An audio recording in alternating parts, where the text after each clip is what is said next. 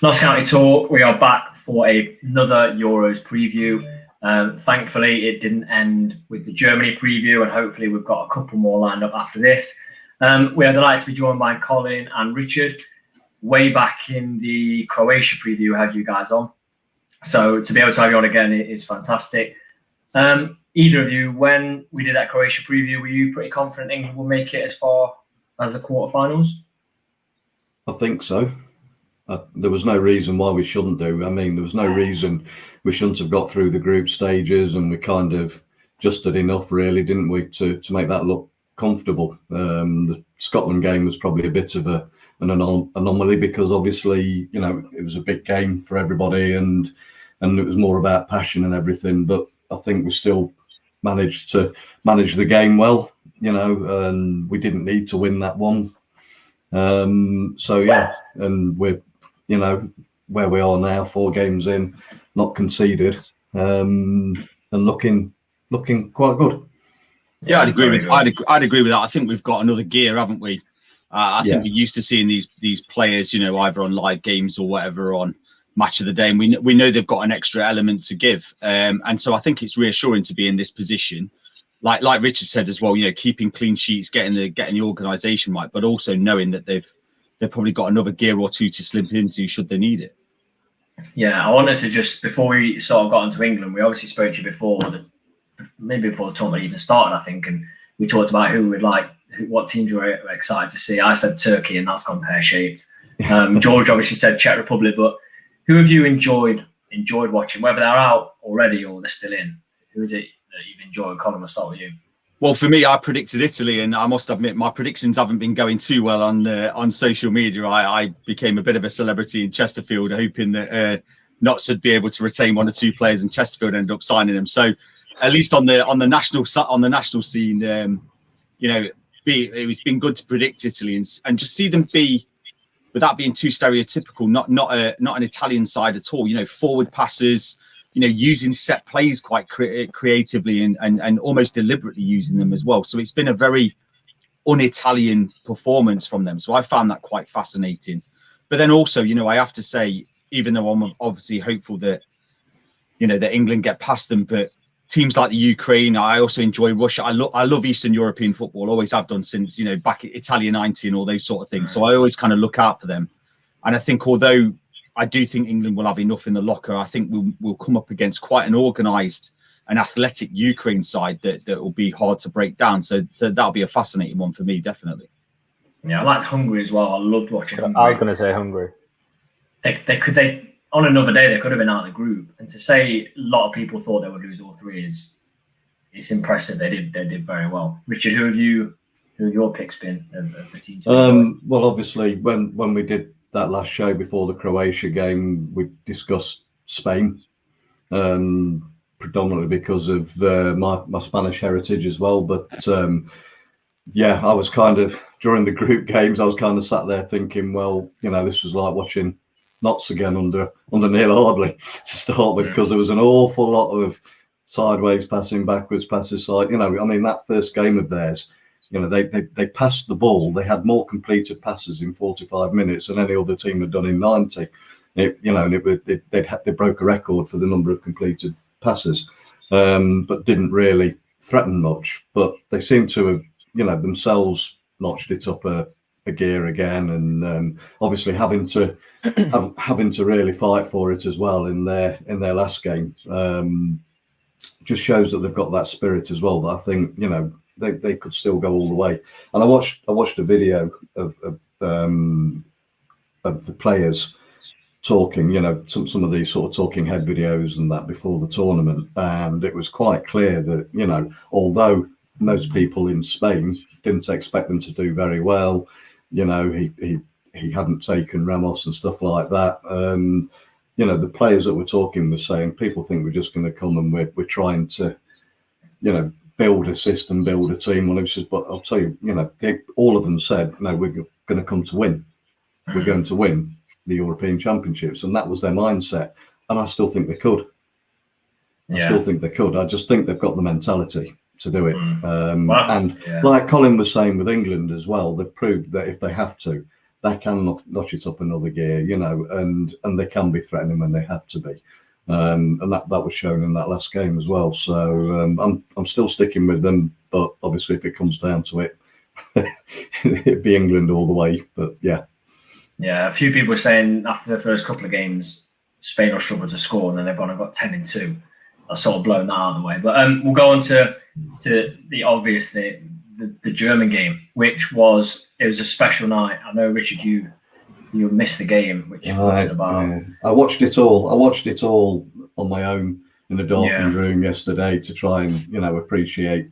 And I still thought Muller was going to score an equaliser, and I still screamed when Kane scored, and you know, and I still had a little tear in my eye as well when the final whistle went, and you were listening to the fans and listening to the players, you know, with their interviews afterwards, which, you know, just goes to show you the power of the game, really, and you know, the emotional power that the game has. How was the atmosphere where you were, George? Where did you watch it from? We weren't actually together for a change. Yeah. I watched it in town in a new sports bar where Bluebell used to be called Route 1. The atmosphere was unreal because it's like 2 levels. So like each level was setting each other off with songs and everyone was going mad. When Kane scored his second, a bloke actually fell on the floor next to me because he dislocated his shoulder from celebrating. Town was heaving. You know, there was a lot of happy people. It was just a good vibe around the city. Really, everyone was just happy. It's not every day that, you know, you see England beat Germany in knockout stage, is it? So everyone was dead happy. Yeah, I want to kick off with praising a couple of players that I don't think got what they deserve. So the first, I'm going to go with Trippier. Now, I might pronounce his name wrong. The wing-back, full-back for Germany, is it Goosens? I saw a sort of a heat map of his touches and how many times he received the ball in the first 3 games compared to how many times he actually received the ball in the England game. And Trippier's cut that in more than half. He received the ball maybe a quarter the amount of times. And he's been a threat all tournament for them. So for Trippier to do that and stop that outlet, for me, is fantastic. And I'm going to go to the other side as well and give it to Luke Shaw. Now, as soon as the game finished, Sky Sports put out their ratings for the players. And I was reading through it. Pickford, 8 or 9. Stones, 8 or 9. And they got to Shaw and gave him a 6. And I literally couldn't believe it. So he sets the first goal up, if I'm not wrong, gets the assist. Second one, he wins it in the centre of the park, plays it out to Grealish.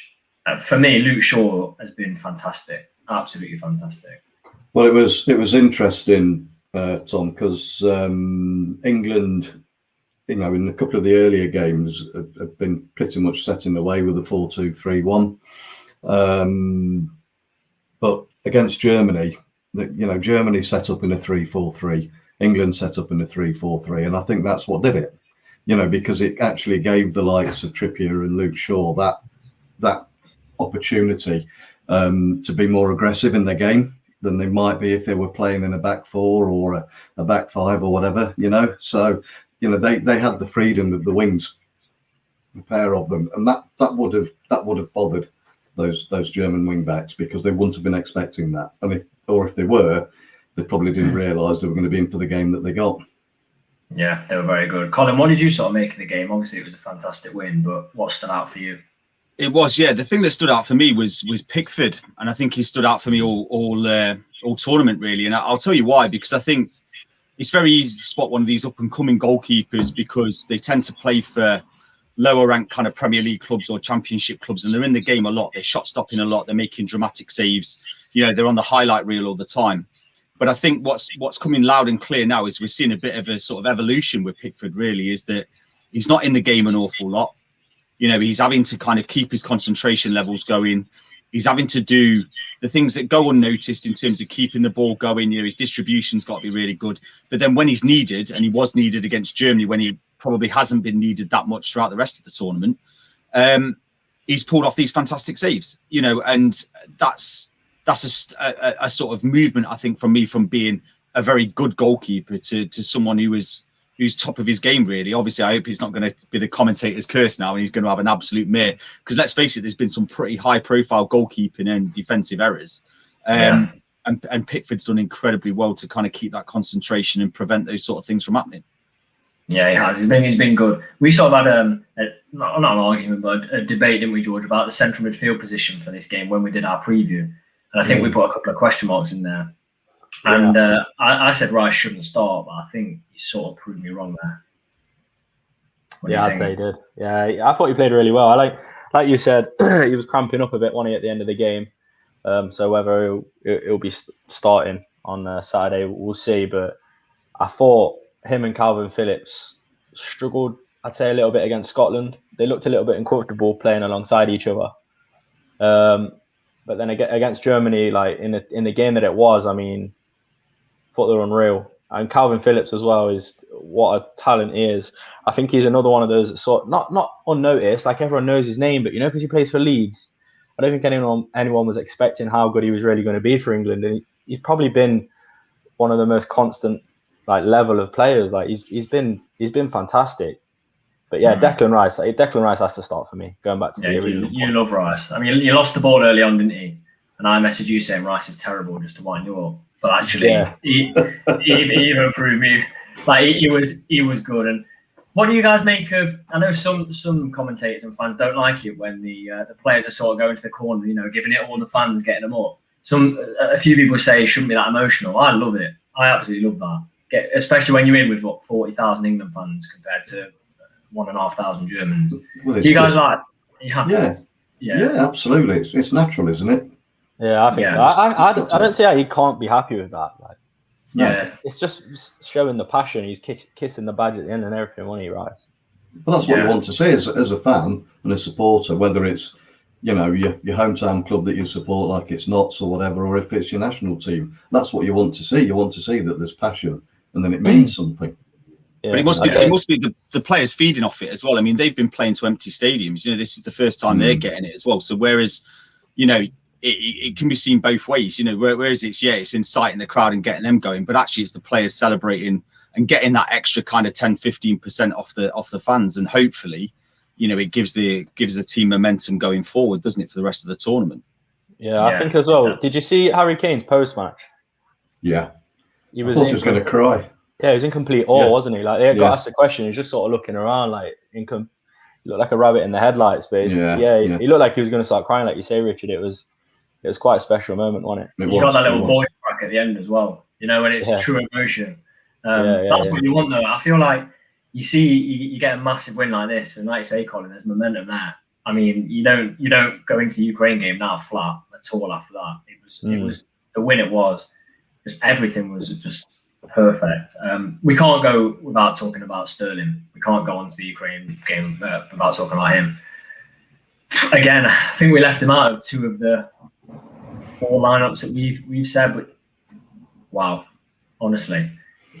I think somebody mentioned before the Croatia game. I'm sure somebody mentioned that it was going to be Sterling's tournament, and I think it was Colin, wasn't it? Yeah, I'm going to claim that one. It's going to be me. Yeah, it was Colin. Yeah, definitely.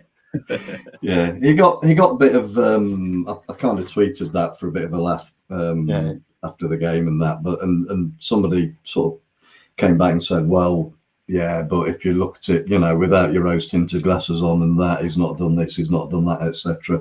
And brought to the fact that obviously his back pass, nearly cost us when Muller latched onto it.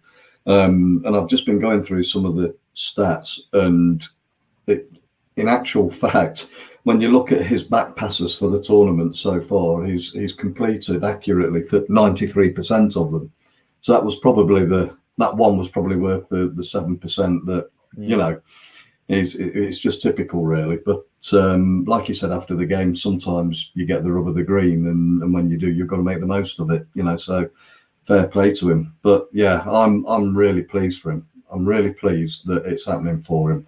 He's probably not performing to his full potential still. I still think that there's more to come. But now he's on a roll, and you can see it. You can see the confidence in him, and even with Kane now Harry Kane's got that goal as well between them. You just know that it's not just them; it's giving the whole squad a lift. Yeah, talking about the conference, did anyone see the post-match of Sterling where I can't believe the reporter says if he justified his selection, and he sort of just looks at him and says, well, he doesn't even say anything. I think he just nods as if to say, I can't believe you asked that. But Sterling, unbelievable. So as you can probably just make out behind all of our faces, it's the first time we don't have Wembley behind us as the backdrop for the preview. Now, it's obviously in Rome. It's the first time England have travelled. Colin, do you think that makes any difference that we've played in front of fans at home and not travelled at all?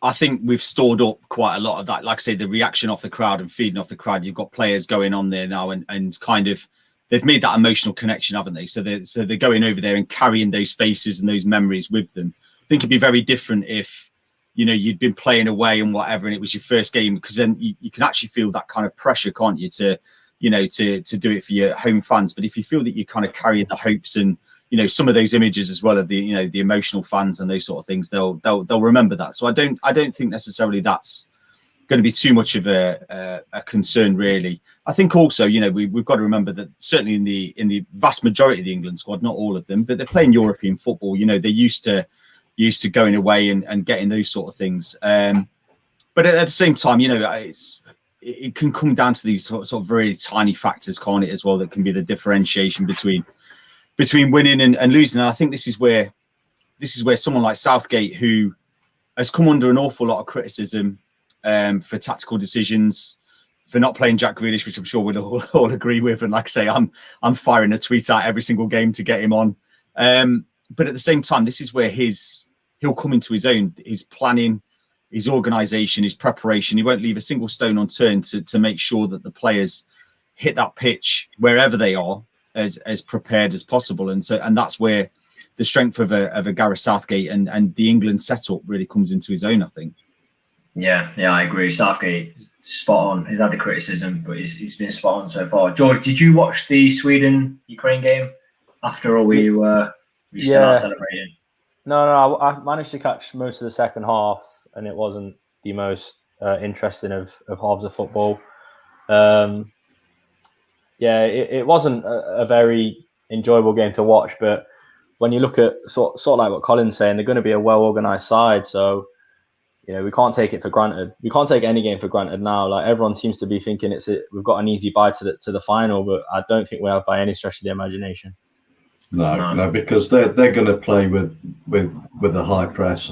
They've been playing most of their games at quite a high tempo as well. Looking at the stats, much higher tempo than England have played at. Now with England's players' ability, to knock the ball about and keep possession and what have you, maybe they'll do the same again as they have done previously, just grind out a 1-0 or something, and I think we'd all be quite happy with that if it happened.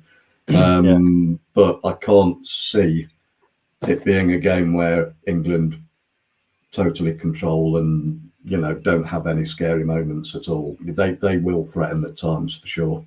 The thing to be worried about with the Ukraine is from the stat. I don't know if anybody else has got the Euro 2020 app, because you can get stats on there on the right hand side, and some of it's fascinating. Like I say, Ukraine cover higher than average in terms of kilometers, so they cover more ground. I think it's something like an average of 10 kilometers over England as an average, and they're one of the highest in terms of kind of ground coverage. So you could look at that two ways.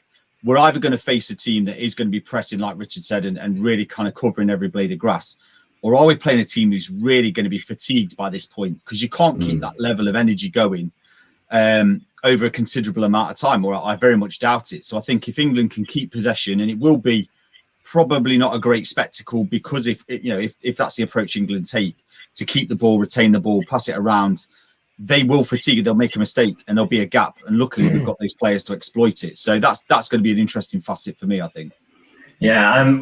When it came to the World Cup in 2018, a lot was made about Croatia going to penalties, I think, in the game before England. And it was all over the media that they were tired. And in the end, I remember reading that Croatia players fed off that and thought they're going to show that they're not tired. But also, Colin, I agree that when you see that Declan Rice was cramping up, and like Richard said, we play at a slower tempo, cover less ground than them. If Declan Rice is cramping up, they've got to put a lot in to get to this stage. They've not been dominating games. They got through the group stage with 3 points, I think. And like Chris has just said, I'll bring it up here. A lot of their players were dropping like flies, weren't they? They were going down. There was the red card challenge. I'm not sure who it was on, but I don't know if he'll play a part. Do you know of any of the Ukraine players that actually went off injured? Do you know if any of them would have been very key men for them in the game? I'm not too clued up on that. No, I'm not. myself. I'm not, to be fair, but you know, again, without wanting to stereotype, there's no way they're going to have the strength in depth that a nation like England have got in terms of the options off the bench, and that's where you kind of squad. It comes down to squad management, I think, round here. I think the only thing that plays to Ukraine's strength is that a lot of those players are not playing Champions League or Europa League football, you know, and if they are, they're squad players. You know, they're not the first name on the team sheet, so they might have a little bit more capacity to go. Where we've talked about Raheem Sterling. I mean, he's had a huge season, both in terms of Premier League and in terms of European football as well as international football. So it's probably no surprise that the Ukraine are putting the amount of effort that they are onto the pitch and covering the amount of grass. But I think we are starting to meet that tipping point where we're going to start seeing players go down, struggle, not quite get so much. And if England are smart with it, which, like I say, Gareth Southgate, there's a lot of criticism about him, but the one thing you will say, he is smart, you know, in terms of his tactics and his applications to that. And I think we could exploit that. Yeah, definitely. I mean, just looking at the two teams and some other stats I've got here, which is quite pertinent to what Colin was just saying. Although in the games so far, Ukraine have been sort of quite a high press and quite a high tempo, they also allow a lot more defensive actions against them. So they defend as well. They allow the opposition to attack a little bit more than other teams do. There's something called PPDA, which is passes allowed per defensive action, for example. So, you know, they will quite happily let the opposition knock the ball about, you know, 20, 30 passes until the attack either breaks down or you know, somebody has a shot on goal or whatever. Whereas England, they don't tend to do that. They tend to try and snuffle that out a little bit quicker. They don't want the other team in possession. You know, that you'll see the players that we've been talking about earlier on as well, like George mentioned. Interceptions is a big thing now in this England team as well. You know, not allowing the other teams to play and wanting to keep the ball themselves, because if you've got the ball, you know, then the ball's in your court, quite literally. The opposition then are on the back foot. So, and you can see that that's something that they've worked on really hard just lately as well with Southgate. And I think, having watched the game, even though I knew what the score was and everything, just to try and understand a bit more about it tactically and everything, I think he got it absolutely spot on with regards to Grealish and what have you as well. I think the Germans played right into his hands. I really do. Yeah, it was a tactical masterclass. We'll take you through our lineup and a formation choice, and then you can sort of give us your thoughts on it. So, George, I'll let you go through that. Yeah, so we've gone pretty much for the same. We've gone for a 3-4-3. The thinking behind the formation is because they've got Zinchenko, aren't they? That's probably their sort of, it's probably key player for them, really. And I think playing Trippier and Shaw out wide can sort of pin their fullbacks back a little bit. So obviously Pickford in goal. We mentioned him earlier. He's been fantastic, hasn't he, in the Euros? Back three of Walker, Maguire and Stones. Trippier on the right. And then this is where we had a bit of a disagreement, Tom, innit? For Rice, you saying Mount? I think for this game we couldn't do with just Phillips, and I think Rice was absolutely out on his feet at the end of that game. I think he was cramping up. He couldn't even celebrate in the end because he fell over cramping up. I saw a video from the sideline. I want to see Mount back in, and I think personally we could manage with Mount and Phillips. Yeah, and then Shaw on the other side. And then front three, we've gone, took Saka out for Grealish, put Kane up top and Sterling on the other side of him. I mean, as good as Saka has been in the games he's been in, like he seems unfazed. To say he's such a young player, I just think Grealish he's just got that ability to change a game, hasn't he?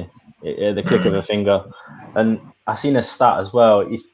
I can't remember, is it like 115 minutes he's played or something like that? And he's created the most chances.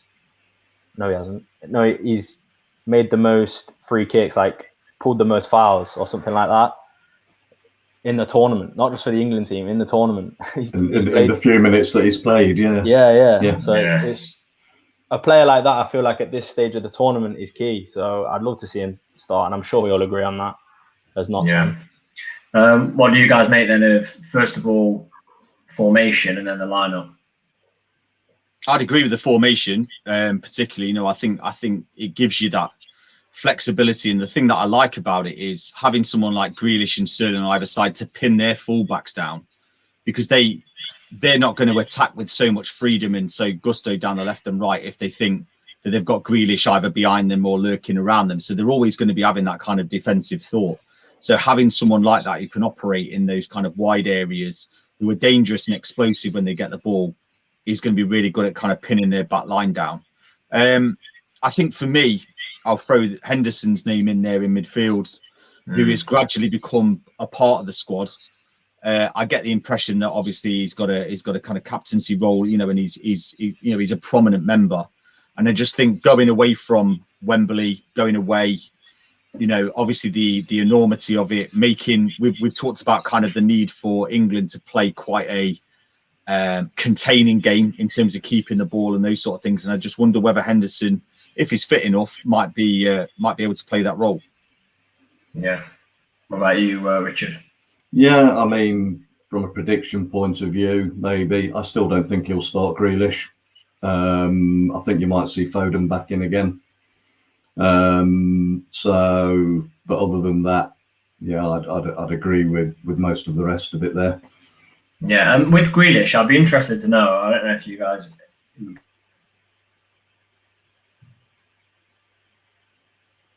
brings so much to the team when she comes on. I don't know. Do we give up more possession? I don't know, because there's a reason he's not playing him from the start in every game. I'd love to know. I don't know. I think it's hard, isn't it? He's someone who just wants the ball all the time, and I wonder whether, again, going back to tactical discipline, is that something that is a question mark? I don't know. Does he feel that Grealish has just not got that tactical discipline that you need for the full 90 in a tournament game? You know, remembering that Grealish, blood and thunder, used to lead in the line with Villa, you know, and he's instrumental in their progress, but he doesn't play European football. He doesn't kind of tend to play on those kind of that higher level. I mean, I would willingly suggest that he's probably going to be doing that sooner rather than later with one of the big clubs, you know, in the Premier League. But I just wonder whether that's in the back of Southgate's mind. And like I say, we've talked about impact subs, and I know that can seem quite a reductive position for him to play in, but he's doing that incredibly well. You know, you imagine, we've talked about Ukraine's potential for fatigue. You imagine seeing Grealish coming on out, you know, with 20 minutes to go, knowing what he does, knowing that he's going to exploit and he's going to go at you every time he gets the ball. That's going to dent your spirit, certainly.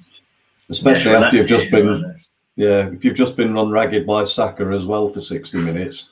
Yeah, that's very true. We'll go on to our predictions then before we finish, and if anyone watching wants to get their predictions in, we'll put them up. We'll go with, I think I started last time, so we'll go with George. We'll go with you. I'll go first then, for the game then. Yeah, I've gone Ukraine 0, England 2. I've gone Kane to get 2. I think now he's off the mark. He's gonna want to be finding another couple of goals. I don't think it's going to be an easy game. I think it's going to be, you know, quite similar to the Scotland game, but I just feel like we're gonna nick a couple of goals. Fair enough. Colin, what do you think? I'll go 1-0. Even though I think England will dominate, I think we'll find it hard to break them down.